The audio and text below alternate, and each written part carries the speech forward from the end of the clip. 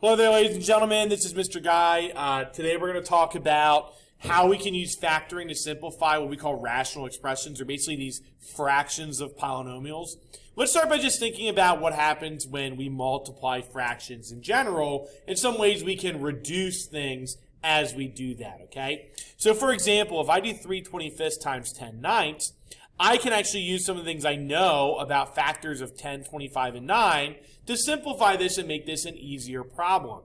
Remember, when you multiply fractions, you're multiplying straight across, okay, so 3 times 10 and 25 times 9. But we want a simplified answer, and I know that 10 is 5 times 2. I know that 25 is 5 times 5, and I know that 9 is 3 times 3. Those are the factors that make up those numbers. And because I see that, I actually can cancel some stuff out. The 5 up here and down here, and the 3 here and here can all cancel. So what's left? Well, in the numerator, I have a 2 left. In the denominator, I have 5 times 3 left, which would be 15. And so this is going to multiply to 2/15. We can see that by canceling out factors, we get it's much easier to reduce this fraction and simplify it down than it was if we did not do that to begin with, okay? Here's some examples that involve variables, okay? Same sort of thing's going to happen where, hey, I can multiply and start doing it that way, or I can start thinking about some factors and things that might cancel and make this a little bit easier. So for example, in the numerator, I know that 8 is 4 times 2, and I know that 4 is 2 times 2, and the denominator I know 6 is 3 times 2. So do I see anything that'll cancel? Yeah, there's one set of 2's that are going to cancel. And then I can also see there's a z in the bottom and a z in the top. So the z's are going to cancel. And now I can kind of look at what's left over. So I'm going to have 4 times 2 times 2, which is 8/16. And then I have an x. And then I know y times y is y squared in the numerator. In the denominator, all I have left over is a 3. And there's my answer fully simplified just by doing some canceling. Same thing over here. I know 12 is 3 times 4. We have 10, which is 5 times 2. And then 5 and 3, those are already pretty much factored. And I can see, look, the 3's are going to cancel. The 5's are going to cancel. And then if I look over here, well, there's 3 x's and 1 x. So I know one of these x's is going to cancel, making this a 2. And then 4 and 5, we can kind of think of it like our exponent laws, right? 5 minus 4, I get 1 y left over. Or 4 of these y's are going to cancel, I'm only going to have 1 left over. So what is this going to equal? Well, 4 times 2 is 8x squared y. And there's my answer. Okay, again, just canceling out these factors. Over here, I know 6 is 3 times 2. We have a 2 in the bottom, so those are going to cancel. So I'm going to be left over with a 3 in the top. I have a and a, those will cancel, so they're going to go away. B to the 5th and b, again, think of my exponent laws. 5 minus 1 is 4. We're going to just think of like one of these cancels out, so this becomes a 4. So I'm going to have b to the 4th. And then in the denominator, my c is going to go because I have more c's down here than up here. So one c cancels, so c to the 3rd is left over in the denominator.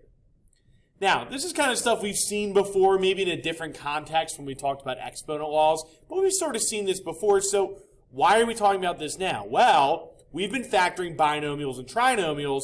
They're going to act the same way in terms of things canceling out. Let's take a look at what that's going to look like, okay?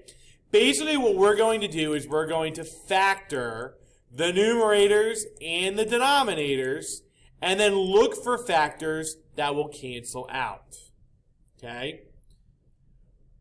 We have to make sure that when we are doing, we are canceling out things that are part of a multiplication problem. They have to be being multiplied in order to cancel. And that's something you actually just saw in the last couple problems too. If I had numbers that are just being added together, I cannot cancel them. I can only cancel them with multiplication, and that's where the factoring comes in. Like for example, if you look down here, I have x squared plus 8x plus 12 over x plus 2.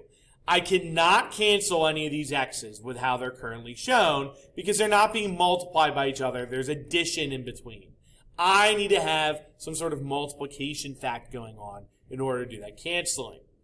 Well, x squared plus 8x plus 12, I can actually simplify that into x plus 2 times x plus 6. That's what it factors into. And you'll notice now, those are my two factors, and in the bottom, I still have an x plus 2. You'll notice that x plus 2 times x plus 6, these are factors being multiplied by each other. I now have an x plus 2 in the numerator and an x plus 2 in the denominator. These entire factors are going to cancel out, and that up there is just going to simplify into x plus 6.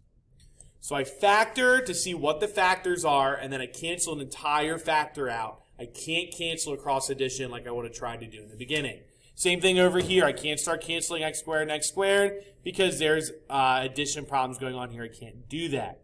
So what can I do? I can factor everything and see what happens. So 2x plus 8, I can factor out a 2 from that. So I'm left with x plus 4. Okay, taking out GCF. Over here, what's being multiplied by x squared minus 36, that's a difference of squares. So that's going to factor into x plus 6 and x minus 6. I then go to my denominator, x squared minus 2x minus 24. That's going to factor into x plus 4 times x minus 6. And then we're going to have this 4 left over. I'll put it out front so I can see what it cancels with. And now you'll notice x plus 4 and x plus 4, those factors are shared. They get out of here. Cancel them out. The x minus 6 and x minus 6, they are shared. Get out of here. You're going to get canceled. 4, remember, is 2 times 2. So one of these 2's are going to cancel as well. So I'm going to be left with x plus 6 in my numerator. And in my denominator, I'm just going to have 2. Okay? And that's what we're looking for. That's how we're going to cancel this. Go ahead and pause the video. I want you to go ahead and try number 3 for me, and then meet back and we'll talk about it together. Go ahead and give that a try for me. All right, there's our final answer. You should have gotten 2 times x plus 5 divided by x minus 4. You also could have that written out as 2x plus 10 over x minus 4. Those would be the same thing. What we did was we factored each of these. So x squared plus 10x plus 25 is x plus 5 times x plus 5. This quantity over here was 2 times x minus 2 times x minus 2. Take out the GCF of 2 and then factor. Down here we had x minus 4 and x minus 2, and then x minus 2 and x plus 5. The x plus 5's canceled, both the x minus 2's canceled, and that's how we get left with that answer there. So really it's just like the factoring we've been doing. You factor each of the polynomials, trinomials, binomials, whatever they are, and then you just look for factors that match. Do I have any matching things in the numerator and the denominator? If I do, get out of here. If I don't, then they stay, and that's part of my final answer, okay? Thank you all for watching.